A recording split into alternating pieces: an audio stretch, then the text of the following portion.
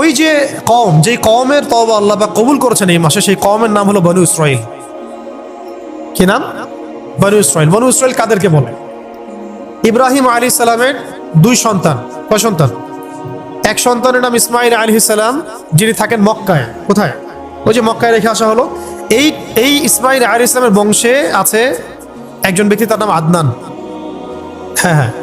তারপরে এখানেই আরো অনেকগুলো গোত্র আস্তে আস্তে এসেছে, বনু হাশেম, বনু মখজুম, বনু তাই, বনু আদি, অনেক গোত্র।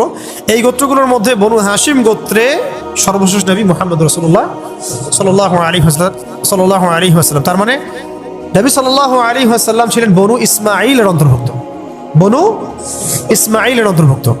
আরেকজন সন্তান ইব্রাহিম আলাইহিস সালামের, তার নাম ইসহাক আলাইহিস সালাম।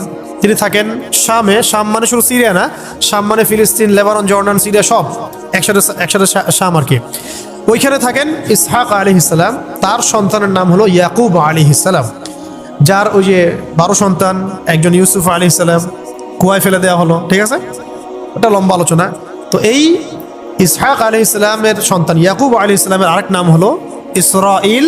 তার বংশধরদেরকে বলা হয় বনু ইসরাইল। তো বনু ইসরাইলের মধ্যে মূসা আলাইহিস সালাম এর কওম আছে, দাউদ আলাইহিস সালামের আছে, সুলাইমান আলাইহিস সালামের আছে, ঈসা ইবনে মারইয়াম তিনিও বনু ইসরাইলদের। ঠিক আছে। তো বনু ইসমাইল আর বনু ইসরাইল, বুঝতে পারছেন পার্থক্য? এটা একটা কারণ ছিল যার কারণে ইহুদিরা নবী সাল্লাল্লাহু আলাইহি ওয়াসাল্লামকে গ্রহণ করে নাই, স্বীকার করে নাই তারা। আমি আলোচনাটা কেন করছি? কারণ এই আলোচনার সাথে বর্তমান প্রেক্ষাপটে একটা গভীর সম্পর্ক আছে, একটা মিল আছে, ওইটা ধরায় দেওয়ার জন্য। বাকি চিন্তা আপনারা করবেন, চিন্তার দরজা আজকে খুলে যাবেন ইনশাআল্লাহ। তো কোন কওমের তওবা কবুল করা হয়েছে এই আশুরার দিনে? বনু ইসরাইলের। তো বনু ইসরাইলের কোন কওম? বনু ইসরাইল তো অনেক বড় কওম। এর মধ্যে কোন অংশটা?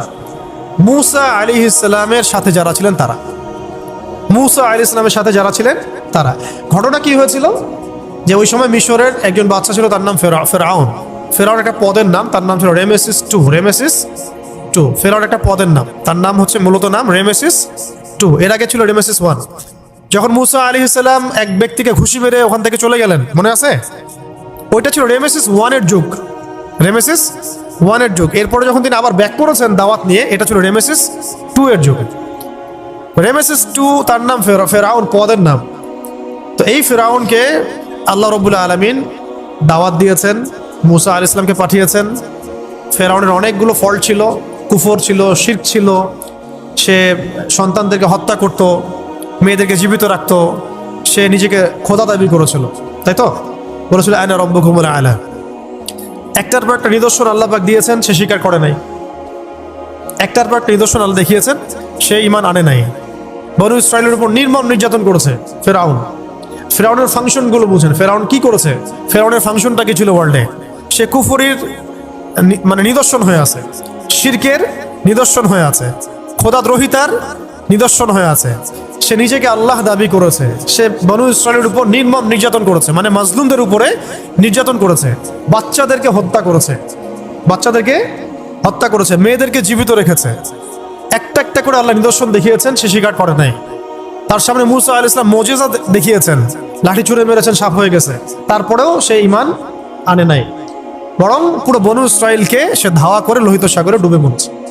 ফেরাউনের ফাংশন তো এগুলাই নাকি? আরো অনেক পাপ আছে, মূল পাপ তো এগুলাই, তাই না?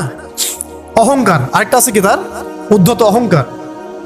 সে হামান কারুনদেরকে নিয়ে শাসন করেছে এবং উঁচু স্তম্ভ নির্মাণ করতে চেয়েছে, যে আকাশে আল্লাহকে দেখতে চায় সে। ফেরাউনের অ্যাটিটিউড তো বুঝতে পারতেছেন, ফেরাউনের ফাংশন। আর এই ফেরাউনের কাছে মূসা আলাইহিস সালাম দাওয়াত নিয়ে গিয়েছিলেন এবং সে এভাবে ডিনাই করে। এক পর্যায়ে আল্লাহ রাব্বুল আলামিন তাকে তার দলবল সহ লোহিত সাগরে ডুবায় মারেন। তাকে এবং তার দলবল সহ আল্লাহ পাক তাকে ডুবিয়ে মেরেছেন লোহিত সাগরে। কোন দিনে? আশুরার দিনে। এই আশুরার দিনে। এবং মূসা আলাইহিস সালাম এবং তার যে কওম বনু ইসরাইলকে আল্লাহ পাক নাজাত দিয়েছেন। কোন দিনে? এই আশুরার দিনে, এই মুহররমে। এই কারণে নবী সাল্লাল্লাহু আলাইহি ওয়াসাল্লাম যখন মদিনায় গিয়েছেন, দেখেছেন ইহুদিরা রোজা রাখে। জিজ্ঞাসা করেছেন, তোমরা এই দিন রোজা রাখো কেন? তারা বলেছে যে এই দিনে মূসা আলাইহিস সালাম এবং বনু ইসরাইলকে আল্লাহ পাক নাজাত দিয়েছেন, আর ফেরাউন এবং তার দলবলকে ডুবিয়ে মেরেছেন। এই জন্য শুকরিয়া স্বরূপ মূসা আলাইহিস সালাম রোজা রেখেছিলেন, তাই আমরাও রোজা রাখি।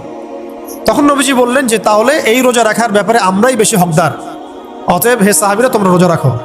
আমি যদি সামনের বছর বেঁচে থাকি তাহলে আমি 9 তারিখ রাখবো। তিনি বলেছিলেন যদি আমি সামনের বছর বেঁচে থাকি তাহলে আমি 9 তারিখটা যোগ করে রাখবো 10 তারিখের সাথে, কিন্তু তিনি সামনের বছর জীবিত ছিলেন না। এখান থেকে হাদিস আসে যে আমরা 2টা রাখি, 9-10 বা 10-11। তো এই দিনের হিস্ট্রিটা আমরা বুঝতে পারলাম, ঠিক আছে।